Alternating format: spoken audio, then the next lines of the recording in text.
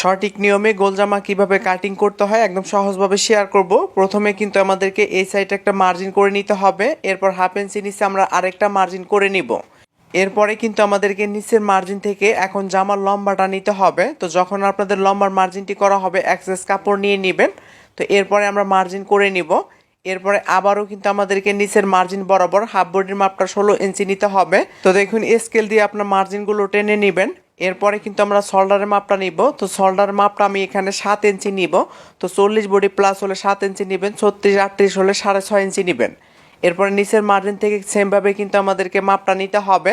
এরপরে কিন্তু আমরা মার্জিন করে নিব। এরপরে বডির মাপ অনুযায়ী 4 ভাগের 1 ভাগ নেবেন। এরপরে এক্সট্রা কাপড় নেবেন, পেটের মাপটাও কিন্তু আমাদেরকে সেমভাবে নিতে হবে। এরপর স্কেল দিয়ে মার্জিন করে নেবেন। তো দেখুন মার্জিনগুলো টানার শেষ হলে এরপরে কিন্তু আমরা এইভাবে কোনা বরাবর মার্জিন করে নিব। এরপর কোনা থেকে 1.25 ইঞ্চি নিয়ে আমরা কিন্তু সুন্দর করে শেপটা দিয়ে নিব। তো দেখুন বক্রম দিয়ে গলা দিলে এখানে মাপ যোগ করার প্রয়োজন হবে না। নিচের মার্জিন থেকে পেটের মার্জিন বরাবর ফিতাটা রেখে এখানে ডাবল ভাঁজ করে একটা চিহ্ন করে নিব। এর পাশে কিন্তু আমাদেরকে একটা মার্জিন করে নিতে হবে। এই মার্জিন বরাবর আমরা কিন্তু এইভাবে শেপ দিয়ে নিব। এরপরে দেখুন নিচ থেকে এখানে কিন্তু কোনা ঝুলে যাওয়ার সমস্যাটা ফেস করতে হয়, 2 ইঞ্চি নিয়ে একটা মার্জিন করে নেবেন। এরপরে পুরো জামাটা আমাদেরকে কাটিং করে নিতে হবে। এরপর এক্সেস কাপড়টা এভাবে ঘুরিয়ে আমরা কিন্তু জয়েন্টের পার্টটা কাটিং করে নিব।